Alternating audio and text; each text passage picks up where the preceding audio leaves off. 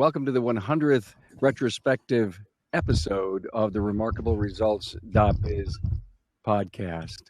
And boy, I tell you, I had no idea that sometime here in March of 2016, we'd be doing this episode. And I've invited all my podcast alumni. Many of them have reached out and said that they were busy doing some other things, but I sure do appreciate the ones who are with us, and Jerry Kazaya, Bill Nalu, and Greg Buckley, who all agreed a few weeks back to say, absolutely, we're busier than all get out, but I'll spend a little time with you. Let's talk shop, or let's talk about the podcast. And it's been transformative for me as an individual. And I've met so many great people like Jerry, like Bill, like Greg. And you guys have been more than gracious to come on more than once and share your wonderful wisdom. And if you were on a few minutes early, Jerry shared. Stop laughing, Jerry. Stop laughing. Jerry shared his wine wine cellar. I can't, because it's a large paycheck we got from you, Carm's face. You know, that's why I am so indebted to all of you. But okay, so here's some stats. I just want to fire these up a little bit. 50 service professional interviews, 38 on-point interviews. Industry thought leaders, and 11 of our video face-to-faces so far. And wow. And you guys are included in that 50 service professional entrepreneur interviews. And that's how it all started for me. It was Dave Striegel, who I read about. I picked up the phone, I called him, and I threw this wild idea at him. I probably stumbled over my own tongue, giving him my 30-second elevator speech as to why I wanted to interview him. And he didn't even hesitate. He said yes. And then it started, and I started to pick up the phone and call people, and it just worked. And it took about 30-some episodes for me to realize that there was more to do. So I started to do these on-point interviews with industry thought leaders because there were so many things going on. And here's how I started On Point. It was actually Dave Striegel. He was invited to speak at the Napa conference. I think it was May of last year. And he had told me the topic, off-site, off-structure. I think he said, I'm going to talk about this, and he's working on the speech. And I'm going to get up on the main stage, and I'm going to have all these the training room. And I thought about it. I said, wouldn't it be great to have Dave back on and talk about his experience there? What it was like to speak to everyone, what their feedback was. And I said, but it doesn't fit into my entrepreneurial interview. I'm not going to go out and talk to Jerry about his shop and his business. I wanted to talk to him about speaking and training, Greg Buckley, and all the things that you guys are doing, and Jerry. And so that started On Point. So he was my first entrepreneur interview, and he was my first On Point interview. And from then on, we were doing twosies per week. And people have asked me, so why'd you do this?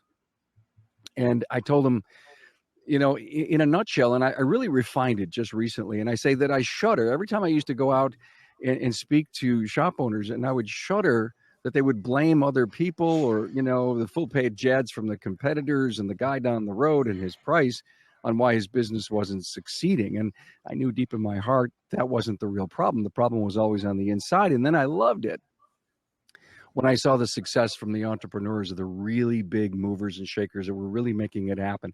But yet each of them had the story of, oh my God, I'm struggling, and where I went to get help.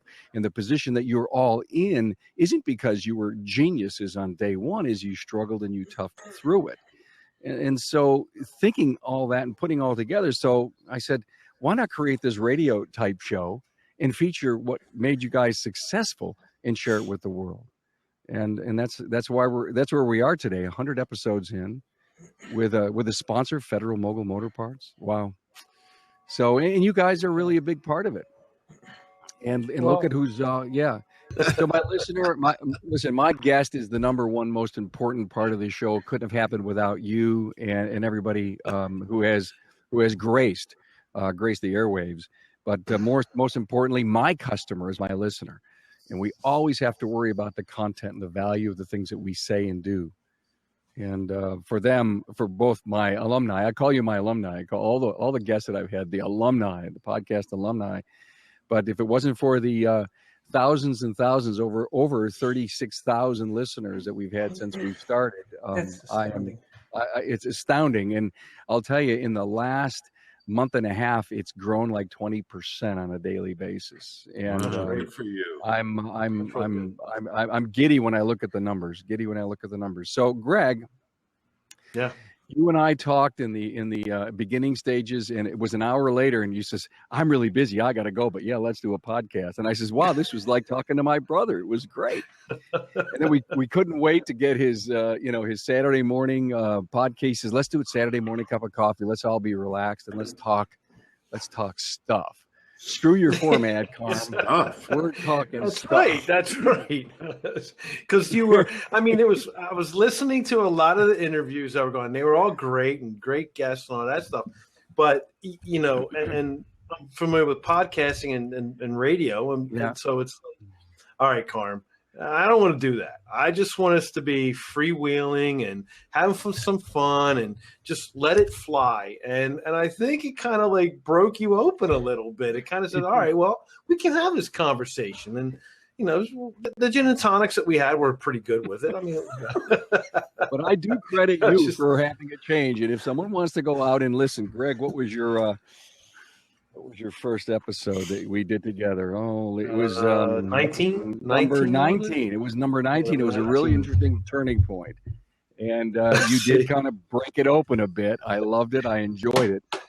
And Bill, when you and I had our episode, I have to tell you, that was a turning point from the fact that we found someone within the industry that looked at things completely different than anyone else before you. Things really started going down at that point. Episode 39 was the beginning of the end for you. It was a fabulous episode. I have to tell you. I hung up the phone and I says, "I'm going to be famous." Because Delu comes on and he does this philosophizing, and people are going to gravitate to this episode and talk all about it. And then, of course, we had him on again. We did E-Myth with you, and Jerry. We did it with you, Jerry, right? Yeah. And wow, that was one hell of an episode. Yeah. And I can't tell you how much I appreciate just the thinking and your humble roots and beginning. If anyone wants to listen to an episode about coming from the old country to the U.S. and all of the lessons that you learned that got you where you are today, very emotional episode, incredible episode, and I thank you for that.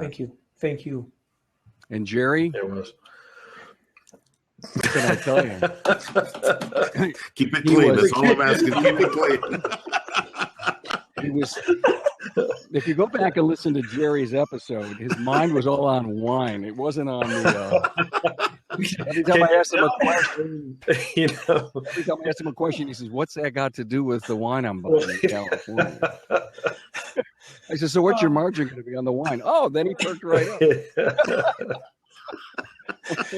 67% gross profit. Right. ATI's model applies to winery. Jerry, great episode. Very much an entrepreneurial one. Working on your business, not in it. He's got a big place out there in Texas, and I couldn't wait to get your episode on the air because you said, "Hey, I only work 100 days a year."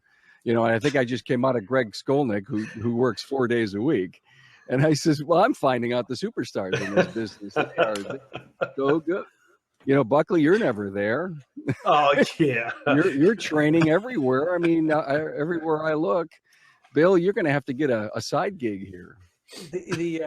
I just want to say, Carm, you remember when we met in Detroit? I do. APEC?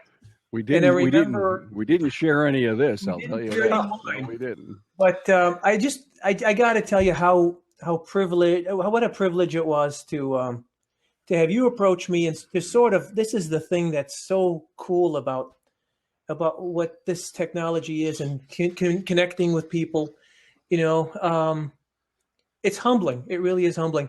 I'm working on a local radio station to try to get some small business owners together. I'm sort of not looking to do anything with automotive because I think that's already been done, and frankly, I think they can do it better than I can do it. But my passion lies in the fact that try to redefine what's owning a small business is. The great lie, this great myth that small business ownership is all hard work. It's all smart work. It has nothing to do with hard work. You can work all you want and not get anywhere. And the graveyard that is, the 80%ers that fail in those first. We talked about that in the E-Myth and all that stuff. Yeah. But we go back to that and talk about how it is. We're at a crisis point, and you remember what I had said at that time was that in the Chinese language, the same letter for crisis is the same one for opportunity. And we don't come from that culture. For us, it's either crisis or it's opportunity. We're not able to see them together that way. And I think this format is an invitation. Mm-hmm. It's an invitation for folks that come in and say, well, you know what, I think I've tried it all, but I haven't done this yet. Yeah. And so we invite, and this is why you're growing, because people are listening to real people explain how they've made it over that fence. I wish I could get up. Thank you so much for that. I wish I could get up on a mountaintop and tell the people of this world that are in the automotive aftermarket, if they really wanted a School of Hard Knocks, the audio bachelor's degree program on how to be a successful guy, listen to the podcast, listen to the entire entrepreneurial series. And I've often said this to people.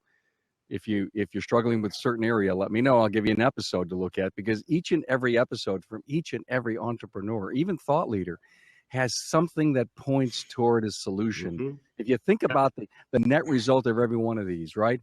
Bill, gut, hard work. If you look at business philosophically, Greg, it's technology, it's marketing. Jerry, you're a leader, and you've always let your people encourage your people to do it without you. And I think that's the mark of a great coach and a great leader. And systems and processes. Yeah. Must have the right systems. And I wrote a few things down, and I said, what's cream to the top for me in these last 100 episodes? And one of them was customer service is it. Period. Case closed, nothing more. Most of the last comments that I asked, give us some great words to live by, and it's all about treating your customer right. And then next was processes are ridiculously important and win wars, Jerry. Yeah, absolutely. You would agree to that? Oh my God, yeah, Carm. If you can have the best people in the world, but if they're not following the scripts, if they're not following the exact way to do it, how do you do it? How do you do it here? Not just how you do it the way you've done it before, because obviously it hasn't been as successful. Otherwise, you'd still be there, right? So you're looking for the way to do it. And when you have the system defined in such a way that it's follow step 1, step 2, step 3, then it's really bulletproof and makes everything work better. I want to take a stop for a minute and thank Sherry Pheasant for joining us, and Randy Luzick, whose episode comes out tomorrow morning. And I wonder who else I've missed here that I have to scroll up and see.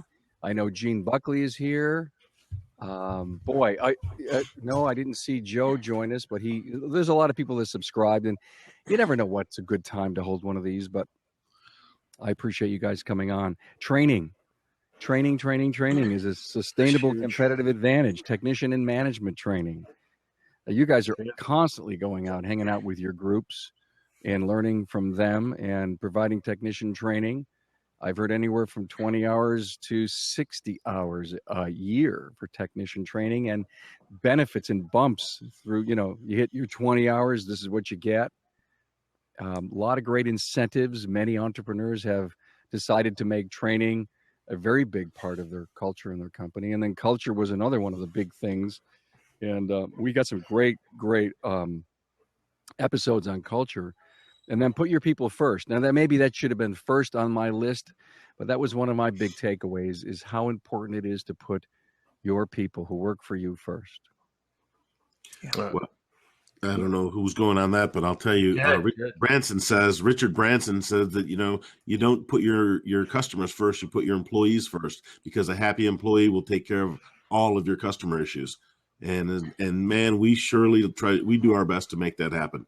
You got to take care of your people. You got to let them know they're appreciated. It's not always money. Money is usually very low on the totem pole.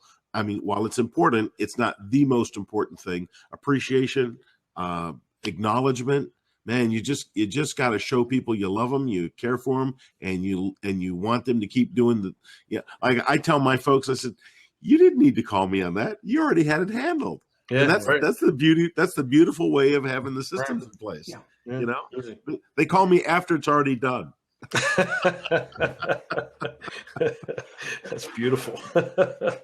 That's the way you want it. I mean, it could be as simple as something as simple as just when you walk in the morning, go to each tech or each of your associates and say good morning. How are you? How was your day? What's going on? You know, and get to know them personally instead of being, stuck in a room all day and not, working with them.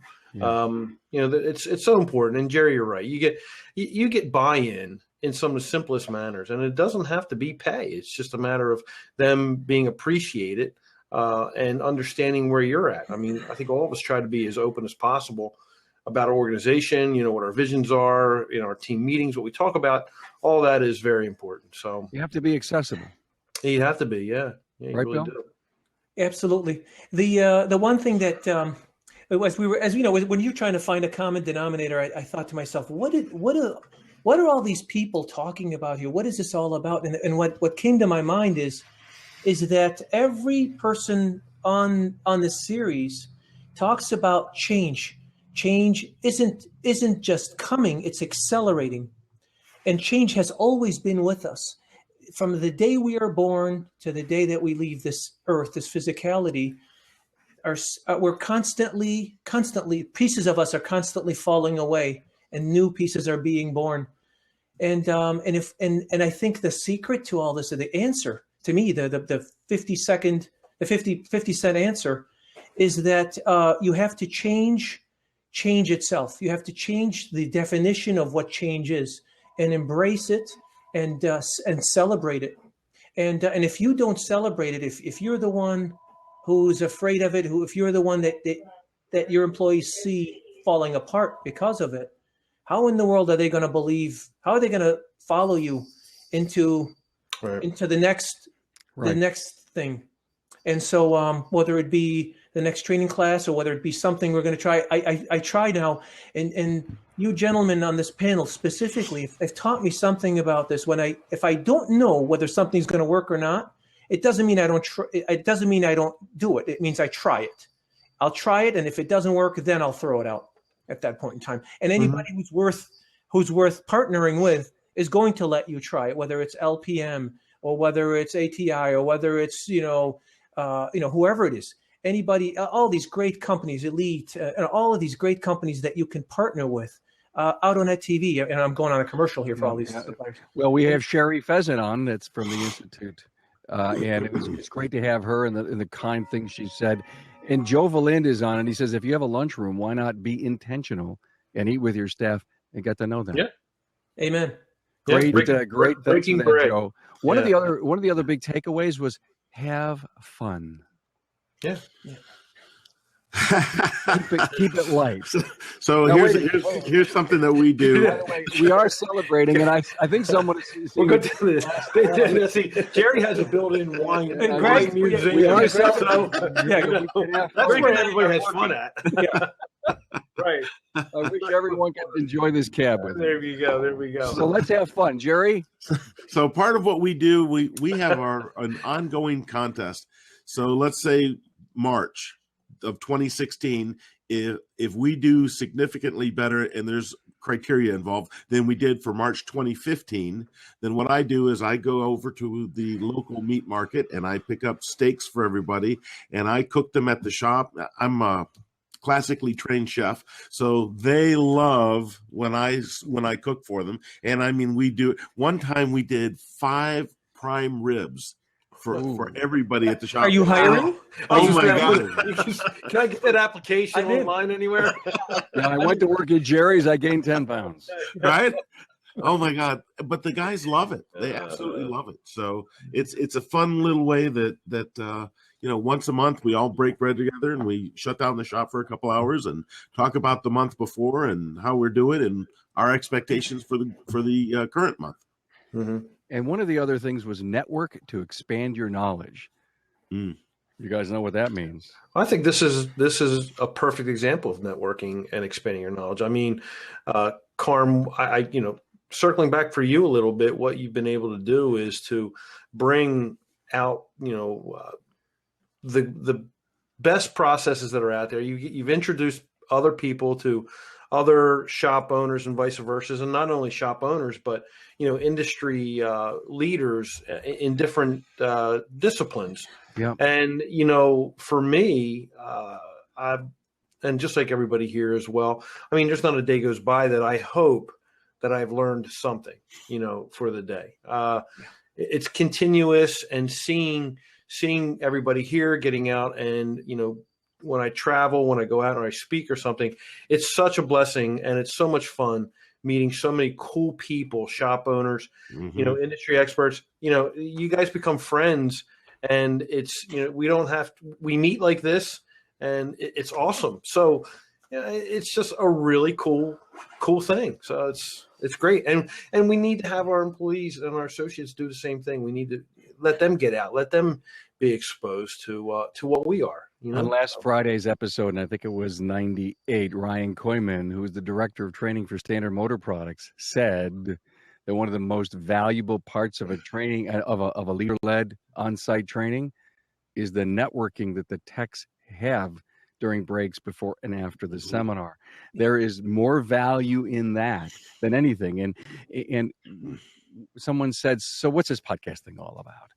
And I said, when you go to a 20 group or you go to any kind of meeting or conference, the networking that happens between, just like I described, is exactly what the podcast really is all about. Could I be that little person on the shoulder of my competitor or a friend that I know? How do I get that constant dialogue of stuff, things, knowledge that will spur me and drive ideas and change or affirm the things that I'm already doing? And this is what I believe that the podcast does episodally, if you will, not, although the face-to-faces are great, like we're doing now, there's a lot of banter, but typically, episodally, it's really almost like you're saying, Greg, a networking thing. Bill, you agree to that? Absolutely. It's interesting when you brought this up, Carm. I was speaking to a friend, a shop owner locally, and I asked him, I said, why don't we start a 20 group here? I'm not there yet at ATI with that, but why don't we start a 20 group? And he said something really interesting. He said, the problem is you get into these things and guys want to take, but not necessarily give. And I thought, how intriguing is that? Isn't that a recipe for a disaster when you talk about relationship building? Look at the best relationships there are, whether it be husband and wife or best friends or what have you. The best relationships are ones in which people aren't intimidated to let somebody go out and venture forth, whether it be employees. There are shops that won't let their employees go out to train because they're afraid somebody's going to steal them. Right. That's paranoia, man. And so to me, I don't see the Buckley Auto Center or the shop in Plano, Texas, if we were local, as my competitor. To me, who my competitor is? It's the Craigslist certified master technician. The guy is going to take that customer's money and never come back, or worse, cause a death, in somebody's life because they decided, to torque half the bolts down for half the price. Right. We just experienced that too, Bill. We just had a pickup truck came into the shop, a shade tree guy working out of the back of his house, really destroyed this 5.4 engine. And the guy wanted us to fix it. I said, I'm not touching it. I have no idea to what extent. So we either do a whole engine or, you need to get rid of the vehicle, because there's no way that I could, as a business, right, as an owner, as a shop, there's no way that I can determine to what extent the repairs were done. And, we can't just tighten the stuff up and pray that it works and then put a warranty on it. No. So I don't think, first of all, I don't believe that there are any competition. I mean, even the guy across the street from me, he's not my competitor because he doesn't do any of the things that we do. unfortunately for our industry, we're independent shop owners, and that's the mindset that we have. We have to break that mindset and get out of the independence of it, and let's start really, really working together. If you look at ASA, there's 300,000 shops in the United States, and how many ASA members are there? 3,000. Yeah. They have less than a 1% penetration rate. This should be unacceptable. Yeah. I mean, as an industry, it's unacceptable. You have for the nations, for the countries, the whole darn country, you have the association, and we have a less than 1%. Yeah, and look at Sherry. Sherry is stating we're at 4,500, but it used to be 12,000. Yes, 12,000. Right.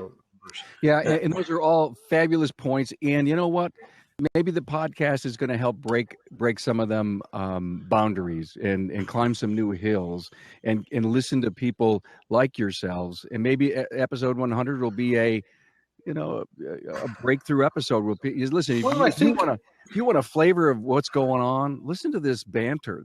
What these guys are saying. Well, if you look, if we take a moment to look outside of our own industry, our own profession, and we examine the practices and the networking that our other professionals do, whether they're the doctors, the medical profession, even down to the local funeral parlors that we service their vehicles. And you know what? They're always sharing talent, and they're always sharing equipment. Right.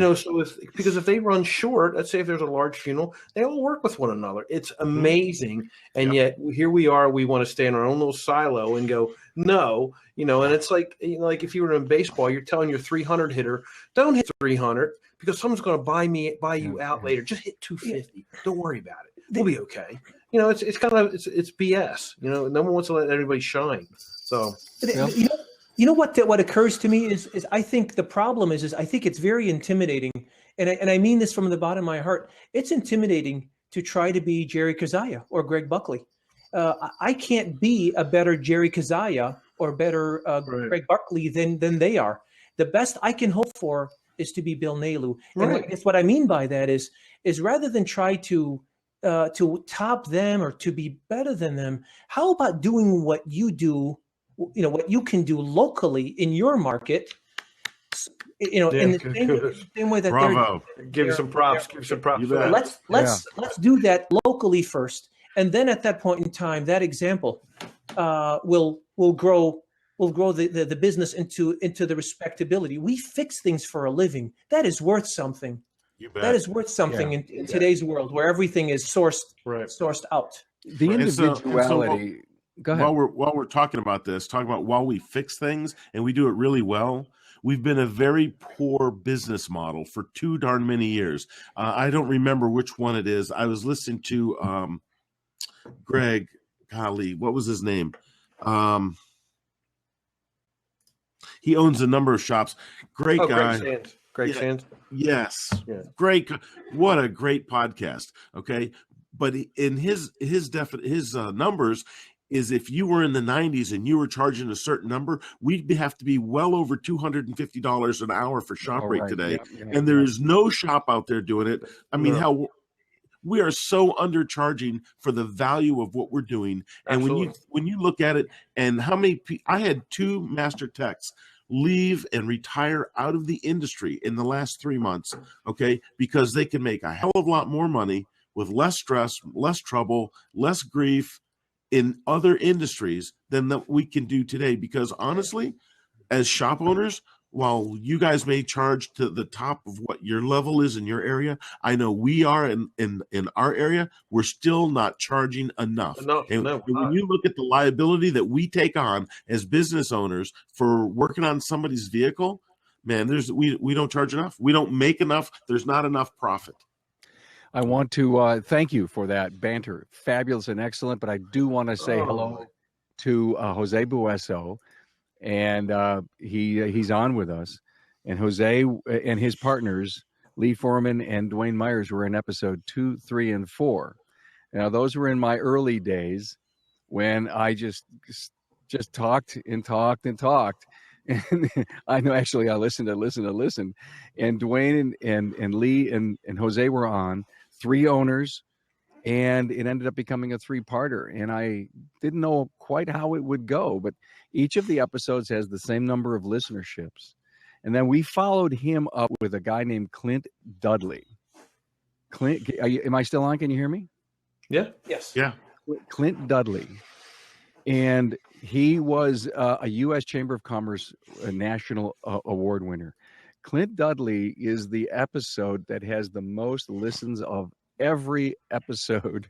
Des Moines, Iowa. He won the exact honor again this past about 4 or 5 weeks ago. #1 shop, U.S. Chamber of Commerce nationally.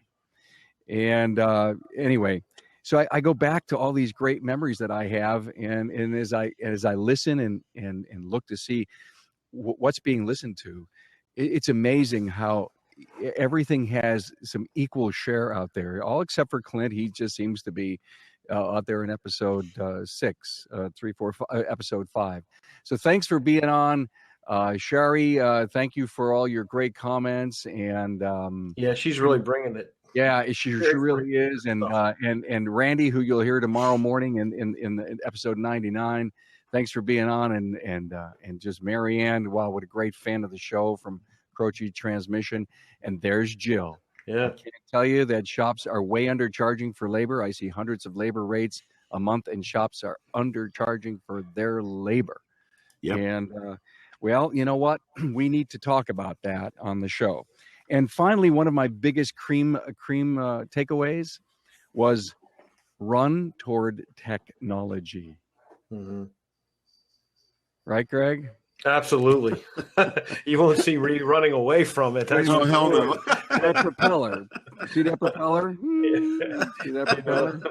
I just it's funny. I just put a course together, a course proposal for Napa, and I find it, and when I'm around and I'm in the classroom, I find it kind of just strange, just normal. It's I've seen it so many times now. It's kind of like normal, but I try to emphasize that there's so much we can do with the simple native applications that are in your phone. It's astonishing, but yet again, we only take advantage of maybe 20-30% of what the phone's capacity can do, your capabilities can do. So when that's where I get a little like, come on, man, this is more than just a phone. This is a utility. It's a device. One of the examples on where technology is, and you can use it as an analogy to where we can go with it. Now, I was recently at the doctor's and getting all checked out and all this stuff, and I have my app on here. It's called Withings. It's a health app. There's a couple other ones that are out there, but this takes I've got the devices that Bluetooth in. I've got the scale. I've got the blood pressure monitor, heart rate monitor. All that comes into a portal. Well, I'm with my doc, and I say, hey, listen, man, I really want you to work with me. You keep up on me, and I'll send you my reports. Do you mind? He goes, hell no. He says, Greg, I said, I'd be glad to. So he gave me his email, and I'm emailing him all my stats like weekly, so that it's giving me, it's a task. I'm tasked with it, but he's going to keep checking on me. But that's the kind of stuff that we have to start getting used to with our own clients. I mean, if we're going to play this game and we're going to be moving more towards a one-to-one relationship where, marketing and repair and all, or we're just going to be their guide for transportation. We really need to start to focus on communication, technology, and getting that one-to-one thing. So that's a simple thing, but I think too many guys just don't dive in. Or the other thing I hear is, once a tech or once somebody who's in the team gripes and moans and groans about it, instead of trying to work through it or work around it or work with it, it's put off in a corner. The owner doesn't want to do nothing with it. It's scrap and put it away. I waste all this money where, just a couple of tweaks here and there could have, made a complete difference. So technology is it seems to be slow to be adapted to many of the, what's the word I'm looking for? Gray-haired entrepreneurs who almost just need to accept it, delegate it, and move out of the way. Yeah, I mean, it doesn't have to be the owner but it has to be someone who wants to make a difference. And, you know, it's great if it is the owner, because that's the guy you want. That's the person you want. You know, that digital culture is incredibly important, and you got to bring it. Someone in your shop has to bring it. It does make a world of difference. For me, I couldn't go backward. There's no way. No, you cannot. Once you've gone forward and you've been bitten by the technology bug. Yeah. There's no. Can you imagine running your shop without a computer today? Oh, no way. Oh, I mean, handwriting invoices. You still see them. You still see them. I go, oh my! What are you crazy? And then you got to look at the customer. Did you actually pay for this? It says, put parts in, $500. Part X, $200. Yeah. You know, it's like, okay. Wait, there's this parts matrix. How does that work? Yeah, geez. So thank you for that little thing on technology. I appreciate that. I got some stats. I got stats I want to share, and we could probably talk about this too, since we're in a retrospective. And I am celebrating, so everyone knows I'm drinking a great California Cab. There we go again. Rub it in. Yeah, definitely rub it in, because man. Wait a minute. Oh, this isn't. Oh, if this was FCC Public Airwaves, I couldn't do that. Yeah, that's it. Yeah, this is Carmville. So I want to know what cab it is. What cab are you drinking? Waves. It's just an everyday, Jerry. I won't tell you what it is because you'll be upset. Carm, there's only two kinds of wine: wine you like and wine you don't. So you know, are you drinking the wine or are you drinking the label? That's what I want to know. See, I don't care about the label. I want to know that I like what's inside it. So here's some stuff I want to share with you. How many categories? We have categories on the website, so you can actually drill right down to all the entrepreneur interviews. There's 53 of them out there. The face-to-face is 11. The on-points are 38. And now a lot of the other categories all flowing together. Industry thought leaders, 25 that had something to do with the industry, that had something great to share. Coaching, advice, leadership, 9 episodes. Doesn't sound like a lot, but some of the coaches that we've had on, phenom. Mm-hmm. Absolutely phenom. And boy, I have to tell you, they're some of my favoriteest episodes, because when I had these guys on, they didn't hold any punches. You got to put your ego on the shelf, pay yourself a fair wage, and here's how you have to do it. And if you're not making 20%, duh. You know, those are lessons. Those are like college lessons right there. Yeah. In the Industry Woman series, 19 interviews with the woman, and what a great series that is. Love those. Yeah. It's a great series. They have so much. They have so much to give to this industry. They've saved this industry. They've saved this industry. What a great! I went down to Orlando to the women's conference. Probably 4 or 5 weeks ago now, and did that retrospective with them. And there were 3 guys out of like 150 women. Wow. Excellent. That was fun. Excellent. That was fun. You know, I swear if like going to an all-girls college. I wish I could have more women working in the Dallas area. I would love to hire them. Yeah. It's hard to find them. For technology. Go ahead. No, go ahead. My sister Michelle is just coming back into the organization as well. She tried real estate, just different things, and you know, she wanted to kind of spread her wings a little bit. Now she's back in with us, and she's going to play a prominent role. And I will be introducing her to to the network and to the trade. Yeah, she's really good. She's thank goodness, man. She's top notch with numbers, and she loves financials, and she does all that. And I said, thank you, sis. Handle it, sis. Yeah, I can get out there more of my little whirlybird thing on there. To delegate to. Yeah, exactly. Delegate. If she wants it, I said, there you go. No, but she's very, very good with it, and we're really proud to have her back in. So I do want to start networking. Great, glad to hear. Congratulations. That's a big deal. For technology, we had 10 episodes. Support services, 5. Training future technicians, 15. And multi-shop owners, 7 different episodes. And again, those were all, either they were entrepreneur, face-to-face, or on points, but then you can filter down into each of those different genres and just drill into that. So that's something we picked up, I don't know, about 6-7 months ago, realizing that we could put these things out under categories. So people that were specifically looking for a certain lesson, if you will, or discussion, people could dive and drive right to it. So did you have I know you're all fans, you've all listened. You have a favorite episode?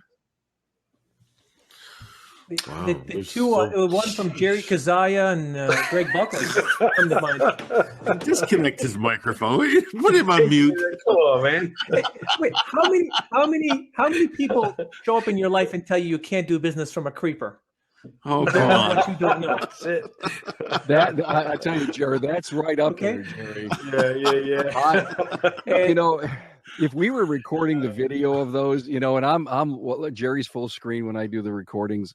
Yeah. And he tells me the story about his dad's business and how he struggled so much to get his dad to work on the business, not in it. And he says, I took that lesson from my mind. Dad, you can't do business from a creeper. And it was an article. You saw an article in a magazine in the 70s, right, Jerry? Chilton Motor Age. It was on the cover story of the Chilton Motor Age magazine, industry rag, and it's not. It hit me.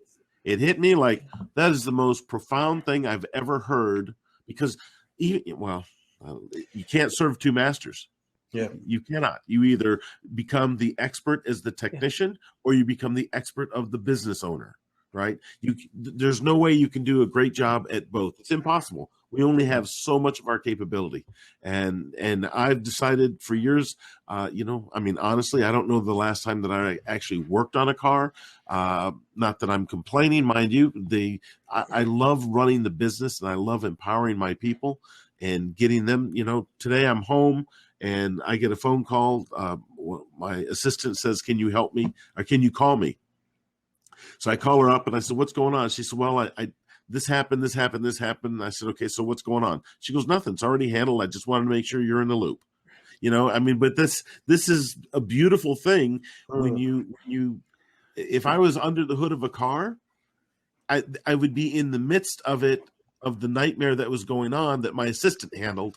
And I would have had to stop everything. And it's just it's not a way to run a business. It's just probably have a comeback.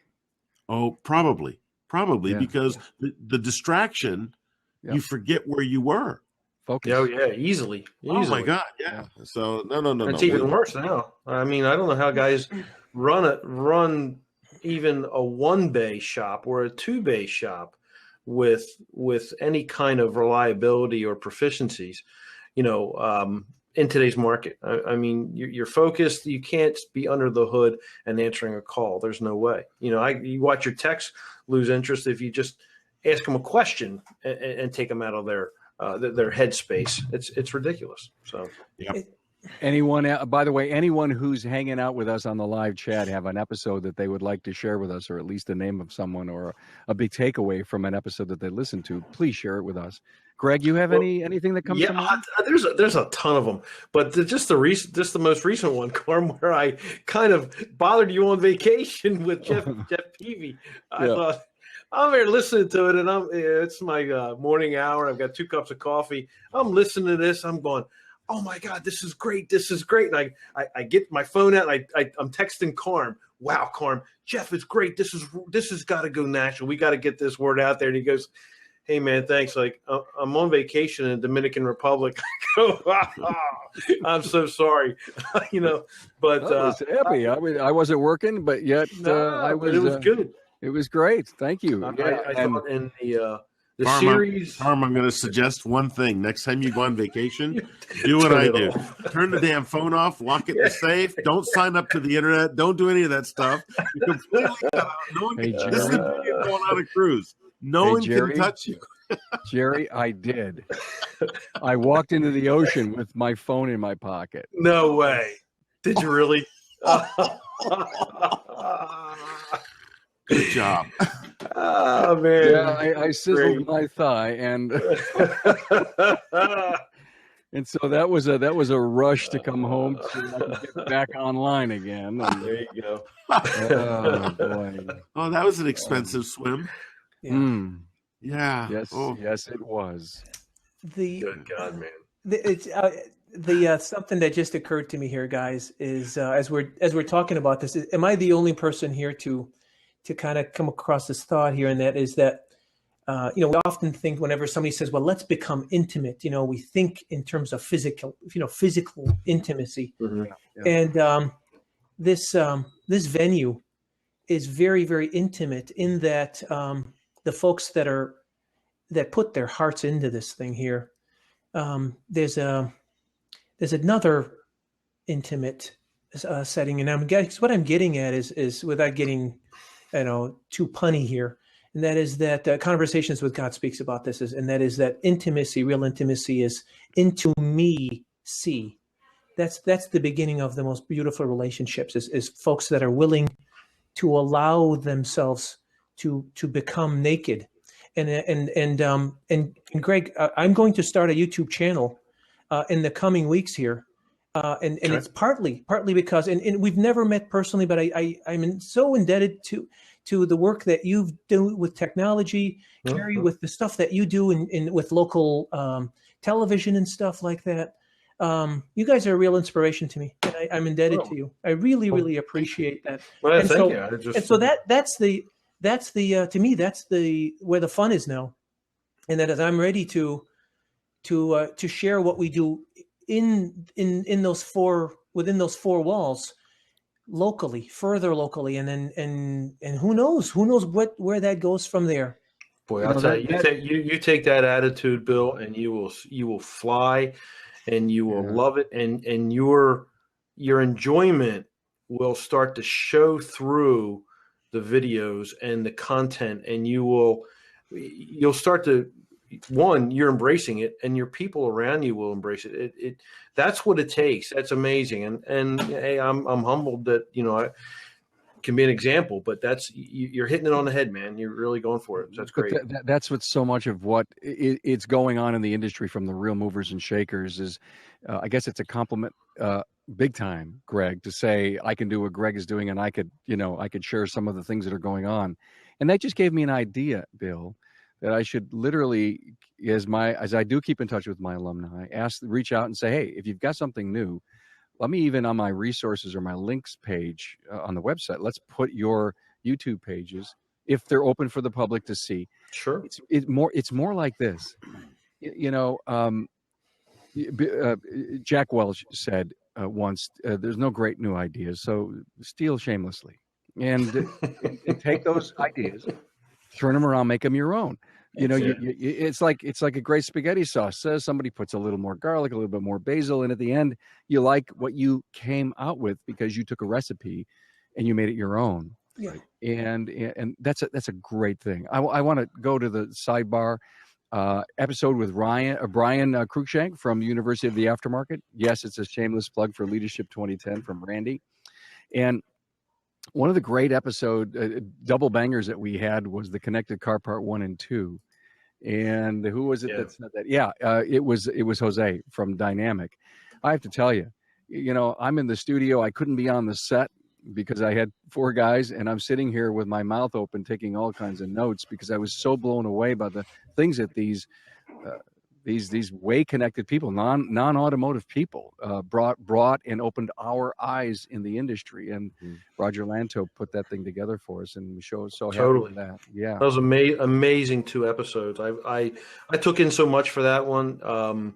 It gave you a whole different outlook and a different perspective on where the manufacturers are and where. And I think episode 1, Carm, is where the sidebar audience brought a lot of, a lot of attitude on the, hey, what about us out here? And then, the second one, everybody came back in and was saying, oh, no, we didn't mean to say there's going to be exclusions.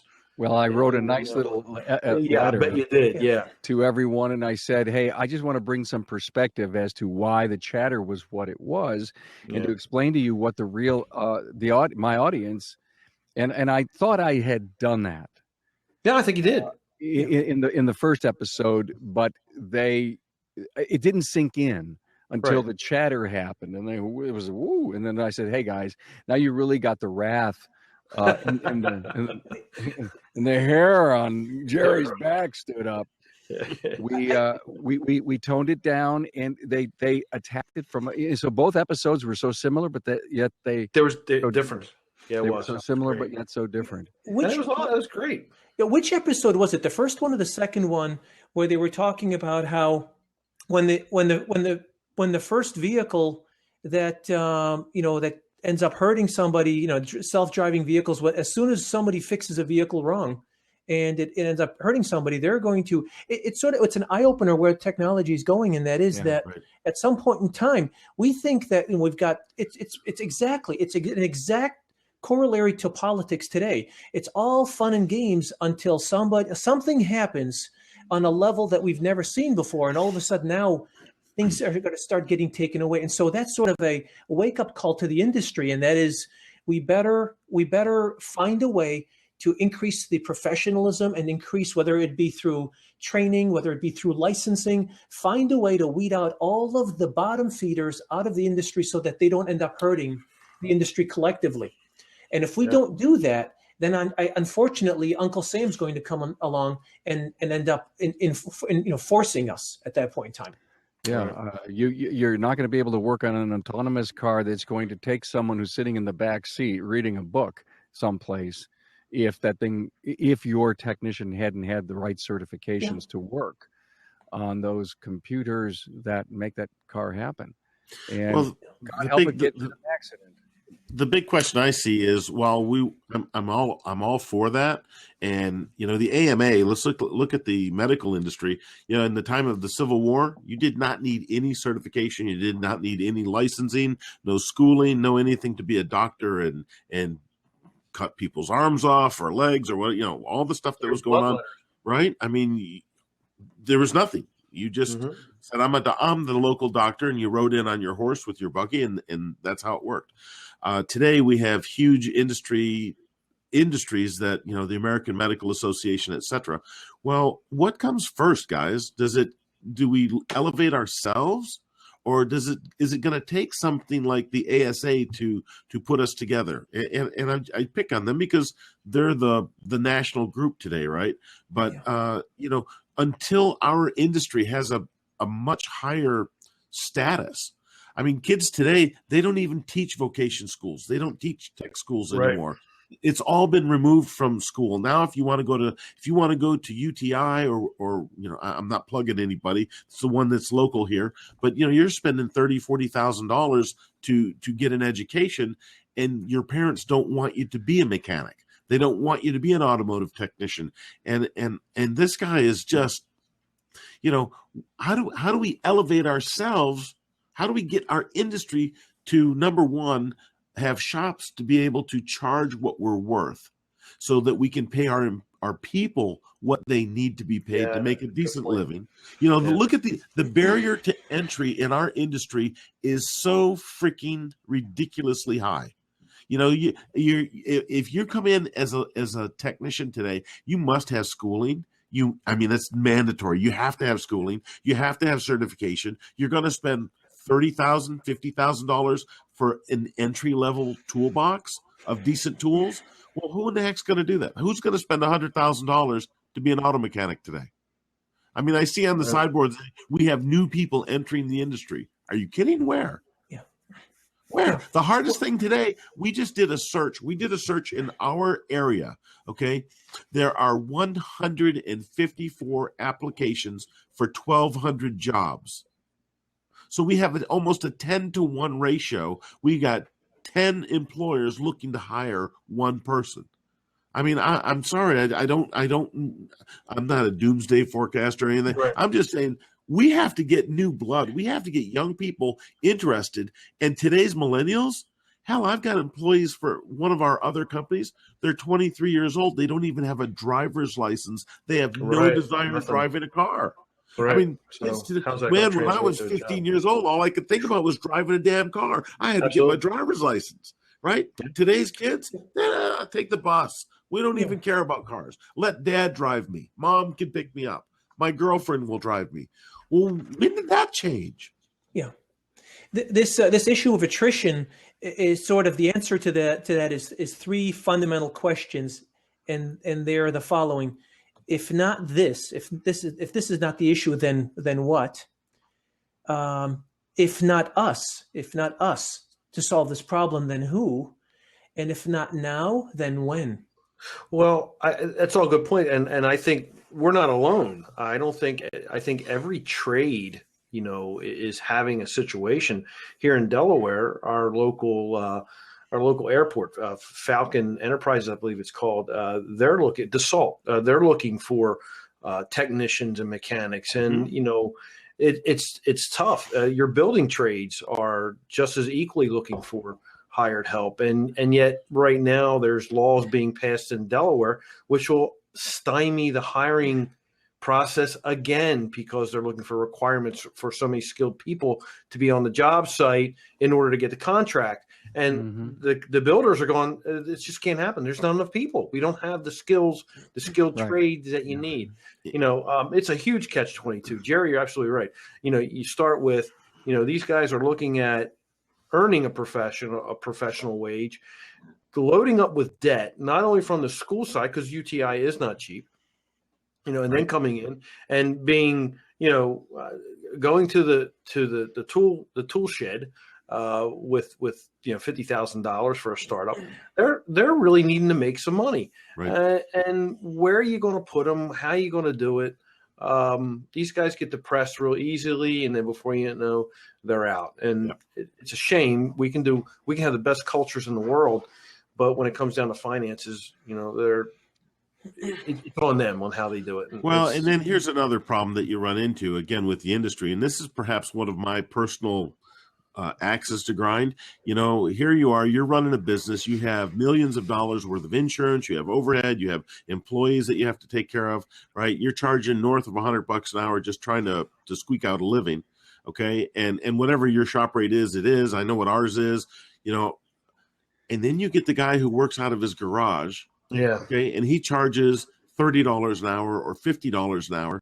And that the customer is getting a bargain. Guy says, I'm making the same money as I would make if I was working for Jerry, right? And I don't have to go in and deal with him because he's a pain in the ass. He has all these systems and processes that he wants me to follow, right? And I can do it my way. I make the same amount of money. So our own employees or ex-employees are the ones that are shooting the industry in the foot. And as long as customers can get a deal by working with a shade tree, why would they come see us?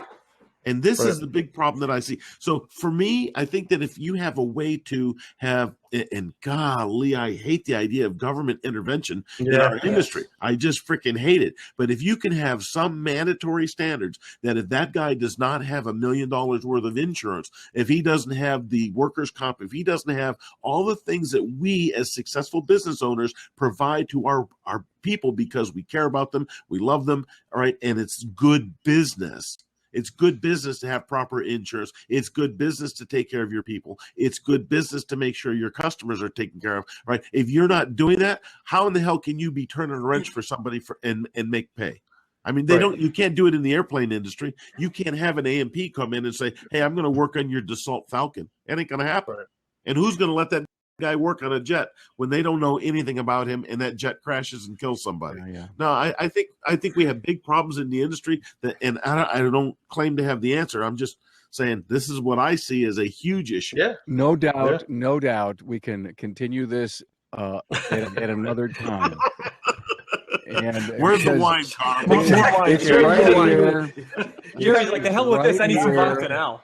And I know I'm going to go get some hard stuff when we're done. Right. But we're keeping it light today, guys. We're keeping it light.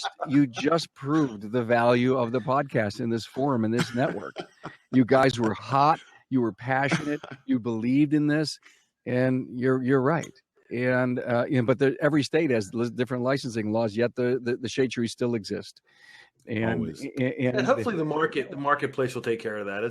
At some point there'll be an incident where maybe a shade tree does get really sued legally, gets himself in a bind, and that's the example that everybody learns from. It's not going to stop everything because economics are going to dictate where that customer has to go. Not that they want to, but they have to. Yeah. And that's where it's going to go. There's no other way about it. Yeah. Great side banter. We've invested 1 hour with all of us. Thank you, Sherry. Thank you, Mary Ann, to Randy, and to everyone who has shared their thoughts on this 100th episode retrospective. Again, I'm celebrating, and Carm, man, I would have never thought I would be here and sharing some of the vine with my friends here, both on screen and off, and to all of my alumni who've graced their wise words on the podcast. I thank them from the bottom of my heart, and the listener who really makes this thing work. I hope you continue to take some great wisdom from the podcast and learning and sharing amongst your friends. You don't want to just go out and I learned something new and I'll keep it a secret stuff, because you brought that up, Bill. I mean, I think the important thing is that the podcast allows this to be shared, and we've got to engage a lot more people. The network needs to build 2, 3, 4, 5 times, and we can't be, you said it, we need to share tools.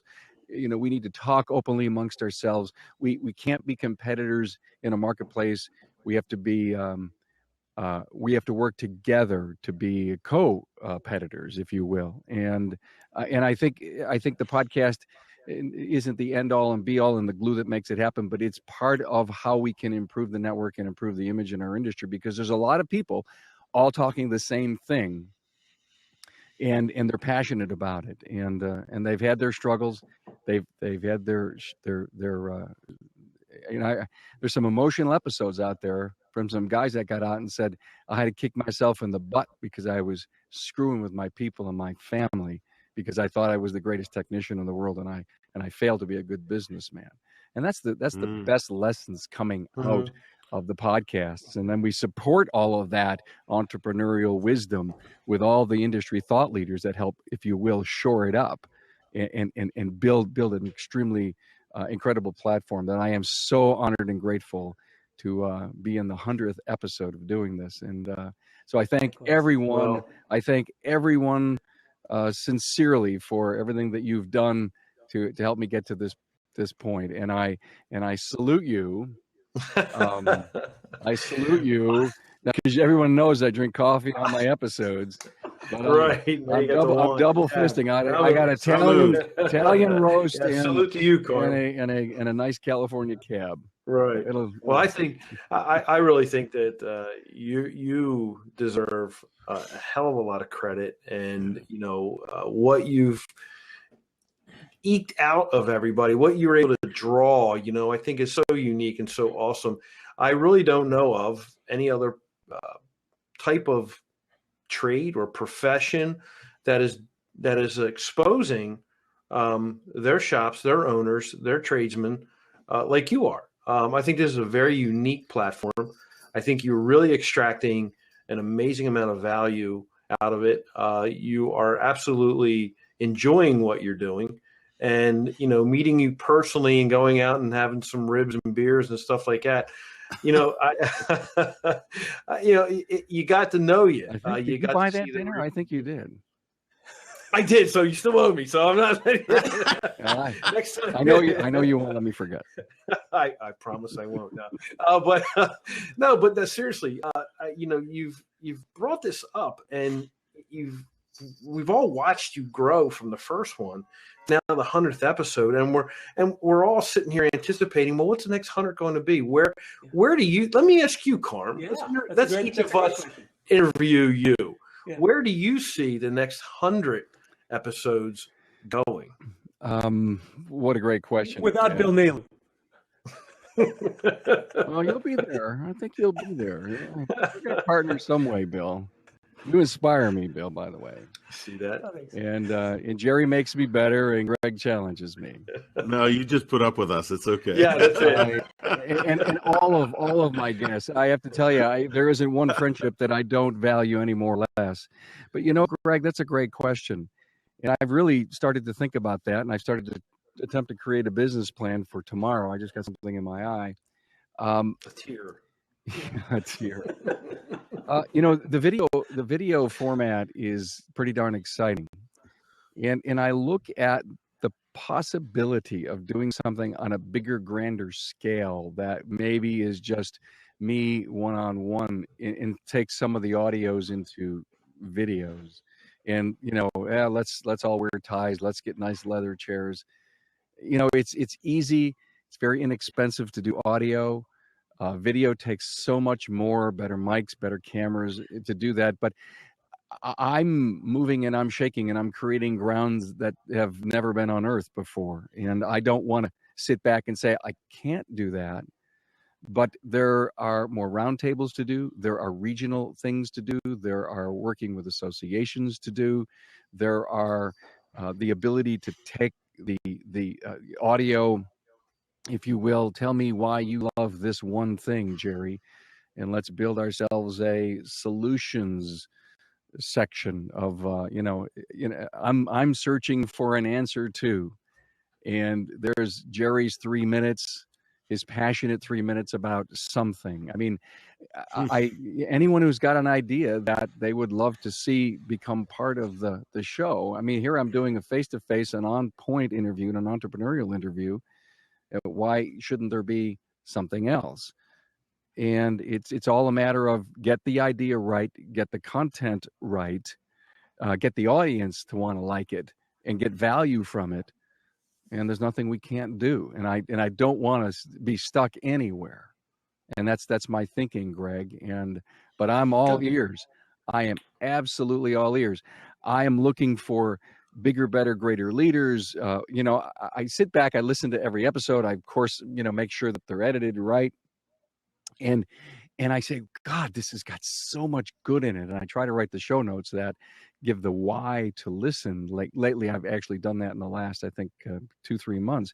And if somebody takes a look at the show notes, that'll give them it'll get in charge as to what they should listen for. Each and every episode has at least listen to learn just one thing in it. And a lot of times there's more than that. So if you've got the 20 minutes, the 35 minutes to invest in listening to one of these things, you are going to become better for it. I have been, and I don't do what you do every day, but I am a surrogate for each and every one of you to be sure that the message gets out and it gets heard, and it's unique and it's different and the content is strong. I can build on that. That was such a great hook right from the beginning. You just hit the nail on the head for me. That was such a great hook. I remember hearing that for the first time, and it was learn just one thing today. And I'm driving. It's a half-hour drive to work, and I got hooked. Yeah, listen to learn just one thing. Yeah, I've had people write back to me and says, my mind is on overdrive. I've learned more than 10 things today this episode, and it's great to hear that. Because sometimes I tell people, get out your yellow pad or your digital video recorder because you're going to need to, write these ideas down. Oh my God, I do this. Yeah. So people are learning from this thing. They're affirming where I'm going, where I'm heading. They're listening to these guys that have multiple shops, and they're saying, he's ready to buy another one. Every year he wants to buy one and grow. Was this guy crazy? But there are people that do that. And if somebody has 7 and you want 2, there's somebody to pick up the phone and call. We have a connection. It's called Carm Capriotto. It's a Remarkable Results podcast. Lately, everybody says, yeah, give him my email. No one's untouchable who's been a guest of mine who wants to share with someone. Well, that's the common denominator. We all want to help. Yeah. Really, we're all in the service industry. And I am a servant. I am here to help. I'm here to help. Anybody that has questions that I have answers to, man, that's what I'm here for. Yeah. Right? Yeah. And that's all of us. So I think the future's bright. It's exciting, and I'm up for the challenge. And it's wow, an hour and 10, longer than ever. Oops. And but it was great. And it was great. And if any of you were hanging out 10 minutes early, you had a chance to see Jerry's wine cellar. Oh my God! Is that going to be on the replay? No, it won't be on the replay. I wasn't recording it. I think you should have that. That should be like one of what do you call those surprise clips or something like that? The bloopers. The bloopers, or like at the end of bonus clips. At the end of all the Marvel hero movies, the action movies, you wait through all the credits just to see what's coming next. That'd be Oh. Jerry's All wine right, cellar. Jerry. There Give you me a go. couple. Jerry, send me some snapshots. Do a little video tour. Send it to me. Outtakes. There you go. Yeah, okay, there we go. I'll put it on my Facebook page just for you guys.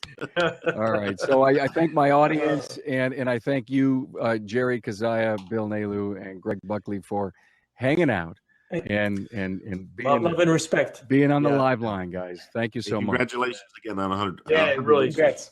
Man, that's awesome. Great Big time. props. Big props, guys. Bye now. All right. Bye. Talk to you again soon. Man. All right, guys. Bye. Have a good night.